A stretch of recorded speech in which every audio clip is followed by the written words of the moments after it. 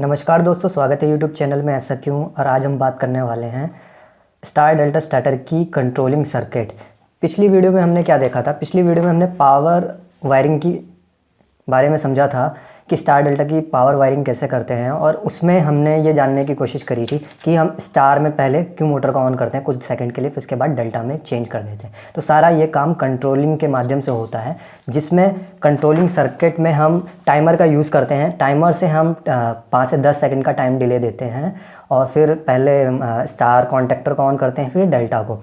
ये सब controlling circuit कैसे काम करता है दोस्तों? होता क्या है, कंट्रोलिंग सर्किट को समझने से पहले हमें थोड़ा सी NO-NC जो कॉन्टैक्ट होते हैं उसके बारे में नॉलेज होनी चाहिए। तो दोस्तों, ये जो जितने भी हमारे डिवाइस होते हैं, OLR, मेन कॉन्टैक्टर हो गया और टाइमर हो गया, सब में NO-NC कॉन्टैक्ट होते हैं। एग्जांपल के तौर पे अगर मैं कॉन्टैक्टर का एग्जांपल लूँ, तो जब कॉन्टैक्टर की कॉइल में वोल्टेज हम देते हैं, कॉन्टैक्टर के जो टर्मिनल कॉइल वाले टर्मिनल A1 A2 को वोल्टेज मिलता है, तो ये जो सप्लाई ऊपर से आ रही होती है, तो वो इसके टर्मिनल दूसरे सेम टर्मिनल को मिल जाती है। मतलब ये कॉन्टैक्ट पहले ओपन थे, ये क्लोज हो जाते हैं जब इसकी कॉइल को सप्लाई मिलती है। वहीं जो इसके NO-NC जो टर्मिनल है उसमें भी फ़र्क पड़ता है। कैसा फ़र्क पड़ता है? जब तक ये इस कॉइल को वोल्टेज नहीं मिला था, तो ये नॉर्मल कंडीशन में 13 और 14 ये NO यानी नॉर्मली ओपन रहता है। कोई सप्लाई अगर यहाँ पे दे रहे हैं तो वो यहाँ पे नहीं आएगी, 13 पे दे रहे हैं तो 14 पे नहीं आएगी, क्योंकि ये नॉर्मली ओपन है उस दौरान। और वहीं जो सप्लाई 51 पे दे रहे हैं तो वो 52 पे मिल जाएगी, क्योंकि उस दौरान हमारा मेन कॉन्टैक्टर उस दौरान हमारे जो कॉन्टैक्टर की कॉइल है उसको वोल्टेज नहीं मिला। लेकिन जैसे इसको वोल्टेज मिल जाएगा इसकी कॉइल को, तो मेन लाइन के जो टर्मिनल है वो भी क्लोज हो जाएंगे, और जो NO है वो NC हो जाएगा और NC NO हो जाएगा। कहने का मतलब 13 14 जब कॉन्टैक्टर ऑन हो जाएगा तो ये NO है ये NC हो जाएगा। तो जो सप्लाई 13 में आ रही है वो 14 में पास हो जाएगी, और जो 51 में आ रही है वो 52 में नहीं आएगी, क्योंकि ये टर्मिनल NO हो गया है। तो ऐसे ही हर डिवाइस में ये NO-NC टर्मिनल होते हैं। OLR में भी NO-NC टर्मिनल है। OLR नॉर्मल कंडीशन में ये ऊपर से सप्लाई को लाइन टर्मिनल को पास करती रहती है। जैसी ओवरलोड जो हमने इसमें करंट सेट कर रखा होता है, ओवरलोड मोटर होती है, तो उस पर ये ट्रिप कर जाती है। उस दौरान इसका जो NO है वो NC हो जाएगा, और जो NC है वो NO हो जाएगा। नॉर्मल कंडीशन में ऑन नहीं रहेगा जब तक ट्रिप नहीं कर रही है, ये NC रहेगा। ऐसे ही टाइमर के साथ है। टाइमर में मान लीजिए कि हमने 5 सेकंड का टाइम सेट कर दिया। अब टाइमर की कॉइल को वोल्टेज मिलेगा, तो टाइमर क्या करेगा, 5 सेकंड का टाइम हमने डिले सेट कर दिया है, तो टाइमर उसको टाइम को काउंट करने लगेगा। जो सप्लाई कॉमन में आ रही है, तो 5 सेकंड के अंदर जब तक 5 सेकंड पूरे नहीं होते, तो वो NC पे मिलती रहेगी, और NO वाला कॉन्टैक्ट ओपन रहेगा, यानी 17 ओपन रहेगा, 18 क्लोज रहेगा। जैसे ही 5 सेकंड ओवर हो जाएगा, टाइमर ट्रिगर कर जाएगा, तो यही कॉन्टैक्ट चेंज हो जाएंगे। 70 वाला NC हो जाएगा और 18 वाला NO हो जाएगा। तो दोस्तों, आपको समझ में आ गया होगा कि NO-NC कैसे काम करते हैं। अब हम इसकी कंट्रोलिंग सर्किट को समझते हैं। तो दोस्तों, क्या करना है हमें? सबसे पहले इसमें सप्लाई MCB से आ रही है, 3 फेज़ RYB, फिर OLR में जा रही है, फिर उसके बाद मेन कॉन्टैक्टर में जा रही है। तो मेन कॉन्टैक्टर को हमें पहले ऑन करना है। तो उसको ऑन करने के बाद इसको 5 सेकंड के लिए हमें स्टार में चलाना है, फिर उसके बाद ये चेंज हो जाएगा डेल्टा में। तो ये कैसे करना है? तो ये होता है कंट्रोलिंग सर्किट के माध्यम से। अब इस कंट्रोलिंग सर्किट अब अगर हम देखें तो हमने क्या करा है, जो OLR है, जो MCB से सप्लाई आ रही है, वहाँ से हमें एक फेज़ उठाना है और उसके कॉमन टर्मिनल पे दे देना है। और कॉमन टर्मिनल से ये 95 वाला जो टर्मिनल है NC है, क्योंकि जब तक OLR रन करेगी तो ये ऊपर से जो कॉमन में सप्लाई आ रही है वो 95 में मिलती रहेगी, क्योंकि ये नॉर्मली क्लोज है, NC है। फिर उसके बाद हमें एक स्टॉप पुश बटन यूज़ करना है, ताकि मतलब मोटर को ऑफ़ कर सकें, इसलिए वो NC होगा, तो उसको हम इससे कनेक्ट कर देंगे। फिर उसके बाद स्टार्ट पुश बटन यूज़ करना है NO, ताकि अगर हमें मोटर स्टार्ट करनी है, प्रोसेस को स्टार्ट करना है, इसलिए। अब करना क्या है, फिर ये सप्लाई यहाँ से यहाँ तक पहुँचती है। जब हम इसको प्रेस करते हैं, सप्लाई यहाँ पे मिल जाती है। तो अब हमें मेन कॉन्टैक्टर ऑन करना है। मेन कॉन्टैक्टर यानी ये, ताकि मोटर को सप्लाई मिल सके। तो मेन कॉन्टैक्टर ऑन करने के लिए हम क्या करेंगे, मेन कॉन्टैक्टर की कॉइल को सप्लाई देंगे। तो यहाँ से हम क्या कर रहे हैं, ये वायर को डायरेक्ट मेन कॉन्टैक्टर की कॉइल पे जोड़ देंगे, A1 टर्मिनल, और दूसरा टर्मिनल A2 है उसको ग्राउंड कर देंगे। वहीं हमने टाइमर भी ऑन करना है, साथ ही साथ टाइमर भी ऑन करना है। तो टाइमर ऑन करने के लिए वहीं से सप्लाई उठाएंगे और टाइमर की कॉइल में दे देंगे, और टाइमर का A2 टर्मिनल उसको ग्राउंड कर दिया है, और यहीं से एक मतलब तार को जोड़ेंगे और उसके कॉमन टर्मिनल पे लगा देंगे। अब हमने स्विच प्रेस किया तो हमारा मेन कॉन्टैक्टर ऑन हो गया। अब जब सप्लाई यहाँ पे मेन कॉन्टेक्टर की कॉइल को मिल गई तो मेन कॉन्टेक्टर अब हमारा ऑन हो जाएगा। अब मेन कॉन्टेक्टर जब हमारा ऑन हो जाएगा तो जो सप्लाई ऊपर से आ रही थी लाइन की वो क्लोज़ हो जाएगी और मोटर को मिलने लगेगी। जैसे कि इस सर्किट में आप देख रहे हैं, यहाँ से सर्किट क्लोज़ हो जाएगा। अब होता क्या है कि स्टार्ट पुश बटन को रिलीज़ करा तो यहाँ से फिर ये कनेक्शन कट जाता है। तो इस कनेक्शन को कंटिन्यू रखने के लिए हम क्या करेंगे, जो मेन कॉन्टेक्टर का एनो होगा वो इसके पैरेलल कनेक्ट कर देंगे। जैसे कि आप इस सर्किट में देख सकते हैं, ये स्टार्ट पुश बटन है, इसके पैरेलल में कनेक्ट कर देंगे। तो इससे ये क्या होगा, होल्डिंग होगी। होल्डिंग कैसे कराते हैं, जो सप्लाई पहले कहाँ से जा रही थी, यहाँ से कॉइल को मिल रही थी, कॉन्टेक्टर को, मेन कॉन्टेक्टर के कॉइल को। अब वो सप्लाई हमें कहाँ से मिलेगी, अब वो सप्लाई हमें यहाँ से इस एनो कॉन्टैक्ट से मिलेगी। वो कैसे मिलेगी, जब पहले जब इस मेन कॉन्टेक्टर की कॉइल को सप्लाई मिली थी तो कॉन्टैक्ट क्लोज हो गए थे और ये एनो था, ये एनसी हो गया था, एनसी हो गया था, और ये जो एनसी था ये एनो हो गया था। जब ये एनसी हो गया था तो यहाँ से रिलीज़ करने के बाद भी, स्टार्ट पुश बटन रिलीज़ करने के बाद भी वो सप्लाई यहाँ से जाने लगी और ये यहाँ से जाके इस कॉइल को मिलने लगी, मेन कॉन्टेक्टर को। अब यही सप्लाई यहाँ पे टाइमर को भी मिल रही है। अब टाइमर में हमने क्या करा हुआ है कि 5 सेकंड का टाइम डिले दिया हुआ है और 5 सेकंड के टाइम डिले के बाद टाइमर हमारा ट्रिगर कर जाएगा। अब जब टाइमर हमारा ट्रिगर कर जाएगा तो उसके बाद डेल्टा में मोटर चलने लगेगी। तो 5 सेकंड से पहले का जो टाइम डिले है उस दौरान हमारी स्टार में मोटर रन करेगी। तो स्टार में मोटर रन करने के लिए हमें स्टार के कॉन्टेक्टर को ऑन करना पड़ेगा। तो अब हमने ये जो सप्लाई कॉमन में आ रही थी टाइमर के, तो 5 सेकंड से पहले जब तक 5 सेकंड का समय नहीं पूरा हो जाता तो एनसी में ये सप्लाई आती रहेगी। 18 नंबर है जो एनसी में सप्लाई आती रहेगी और इसी सप्लाई को हमने यहाँ से उठा के, क्योंकि नॉर्मली क्लोज है, इसी सप्लाई को उठा के हमने डेल्टा के एनसी से स्टार के कॉन्टेक्टर की कॉइल को देना है, A1 टर्मिनल। अब आप पूछ रहे होंगे कि डेल्टा के एनसी से क्यों दिया। जब ये डेल्टा क्लोज कंडीशन में होगा तभी स्टार कॉन्टेक्टर ऑन होगा। कई बार ऐसा होता है कुछ फॉल्ट क्रिएट हो जाए, पता लगा दोनों कॉन्टेक्टर ऑन हो जाए, तो इस समस्या से बचने के लिए क्या करते हैं, इंटरलॉकिंग करते हैं। तो जब तक डेल्टा ऑफ है, मतलब डेल्टा की कॉइल को वोल्टेज नहीं मिलेगा, तभी ये एनसी रहेगा ना, नॉर्मली क्लोज रहेगा।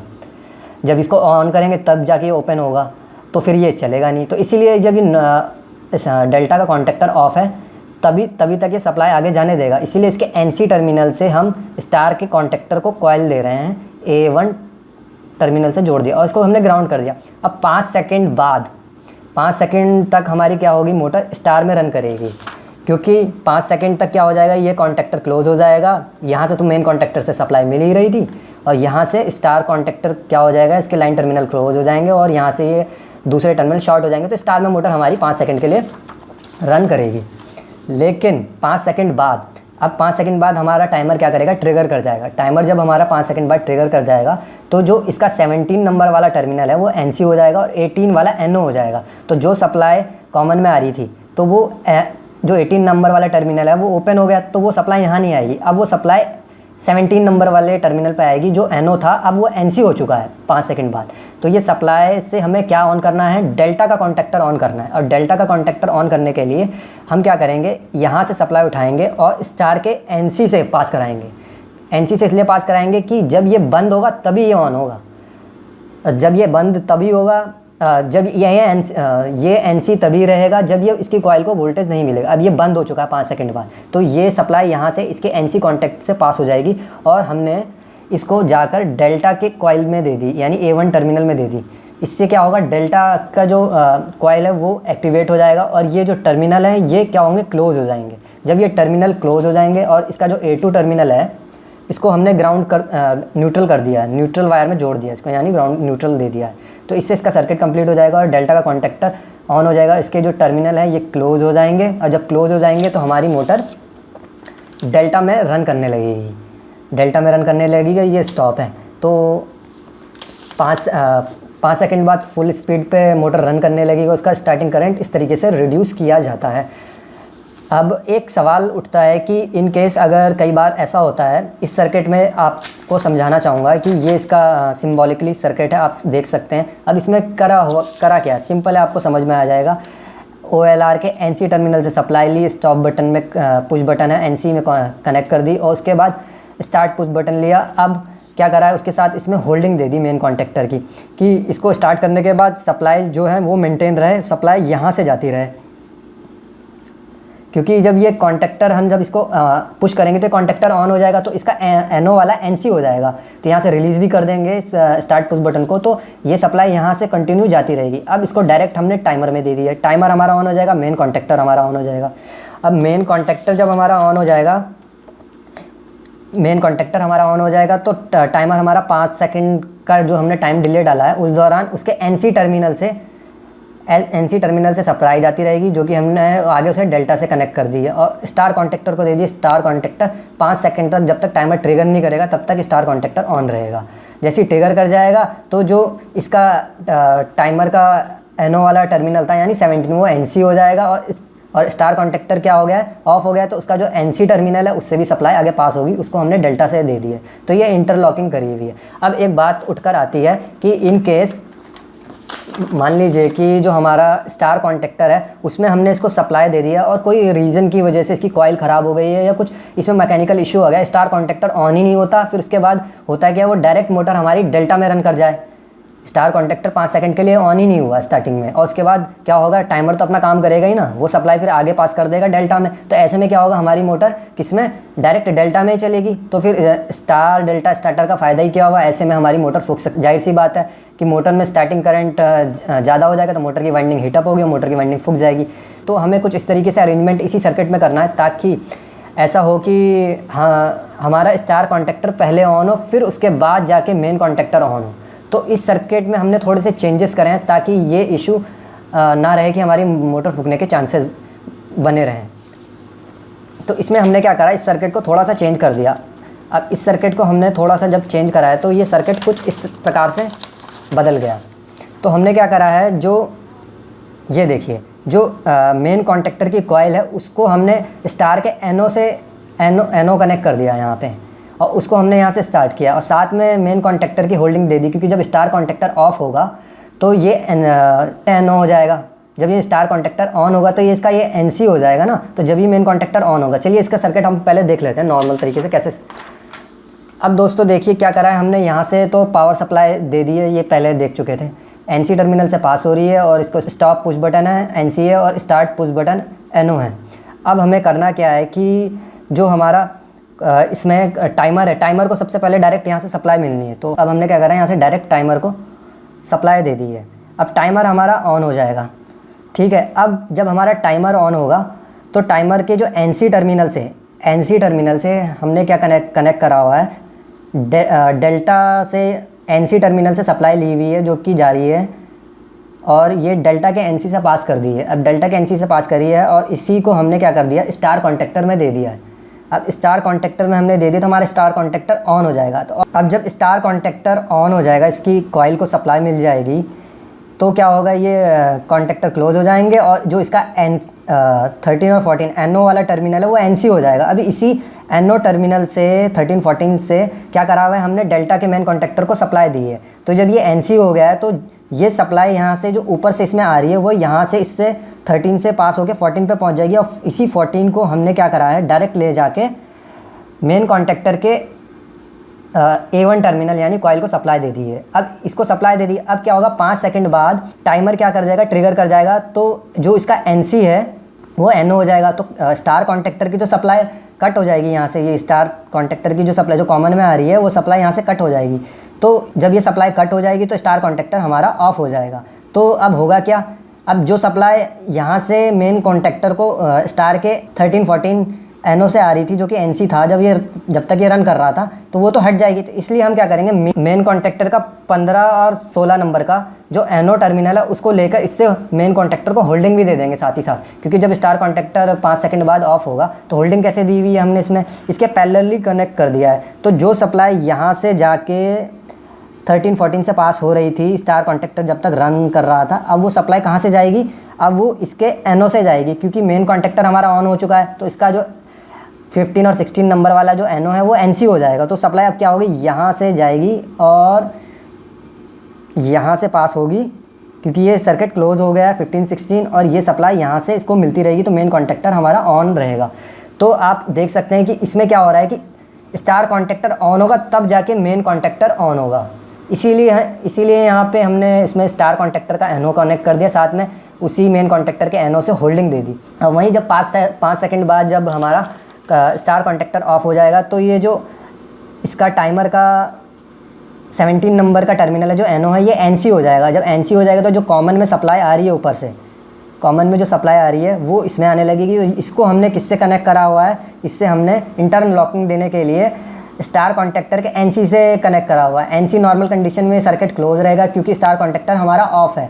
ये सप्लाई हमें जो 52 में मिल रही है वो 51 में मिलेगी, और इसको जाके हमने डेल्टा के कॉन्टेक्टर की कॉइल में दे दिया A1 टर्मिनल, और इसको हमने यहाँ से क्या करा है, न्यूट्रल प्रोवाइड कर दिया है। तो हमारा डेल्टा कॉन्टेक्टर हमारा ऑन हो जाएगा 5 सेकंड बाद। तो आप देख सकते हैं कि ये इसका सिंबॉलिकली डायग्राम है, उसको मैं एक्सप्लेन कर देता हूँ। जैसे ही हमने स्टार्ट पुश बटन दबाया तो क्या होगा, जो सप्लाई ऊपर से NC से आ रही थी OLR के, वो हमको यहाँ तक मिल जाएगी। अब यहाँ तक मिल जाएगी तो हमने क्या करा हुआ है, इसमें पहले टाइमर इसमें ऑन होगा। पहले उसमें क्या हो रहा था, जो हमारा टाइमर है मेन कॉन्टेक्टर ऑन हो रहा था। अब इसमें क्या होगा, सबसे पहले सप्लाई हमें टाइमर को मिलेगी। तो पहले वाले सर्किट में क्या हो रहा था, सप्लाई टाइमर को भी मिल रही थी और मेन कॉन्टेक्टर हमारा ऑन हो रहा था। अभी हमें मेन कॉन्टेक्टर ऑन नहीं करना, मेन कॉन्टेक्टर ऑन होगा जब स्टार कॉन्टेक्टर ऑन होने के बाद, जस्ट मेन कॉन्टेक्टर उसके बाद ऑन होगा। तो टाइमर से हमने क्या करा, टाइमर के NC से, NC टर्मिनल यानी NC टर्मिनल से और डेल्टा से वही सप्लाई को आगे पास किया है और स्टार कॉन्टेक्टर को दे दिया है। अब जैसे ही 5 सेकंड तक हमारा जैसे हमारा टाइमर ऑन होगा, टाइमर ऑन होने के बाद उसके NO टर्मिनल से ये जो NO है ये NC हो जाएगा, तब जाके इसके मेन कॉन्टेक्टर को सप्लाई मिलेगी। अब जब 5 सेकंड तक हमारा स्टार कॉन्टेक्टर और मेन कॉन्टेक्टर ऑन रहेगा, देख सकते हैं मेन कॉन्टेक्टर और स्टार कॉन्टेक्टर ऑन रहेगा, तब तक ये टर्मिनल जो स्टार का ये NC रहेगा। और जब ये NC रहेगा उसके बाद 5 सेकंड बाद ये स्टार कॉन्टेक्टर ऑफ हो जाएगा, क्योंकि टाइमर का जो टर्मिनल है वो 18 नंबर वाला वो NO हो जाएगा। तो NO होने के कारण सप्लाई यहाँ से कट ऑफ हो जाएगी, और जो स्टार कॉन्टेक्टर का NO है, मेन कॉन्टेक्टर को तो सप्लाई चाहिए ना।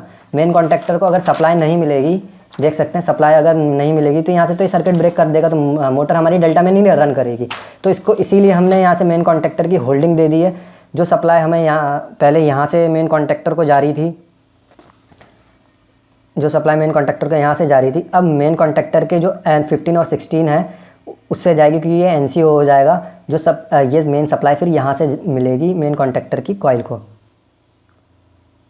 फिर 5 सेकंड के बाद जब ये टाइमर हमारा ऑन हो जाएगा, ट्रिगर कर जाएगा, तो इसका 17 नंबर वाला NC हो जाएगा, और 17 नंबर वाला NC हो जाएगा और स्टार कॉन्टेक्टर के NC से पास करा है, और जिसको हमने फिर डेल्टा में दे दिया। तो मोटर हमारी जब फुल स्पीड पे पहुंच जाती है तो डेल्टा में रन कराते हैं, और फिर उसके बाद मोटर हमारी आसानी से रन कर जाती है।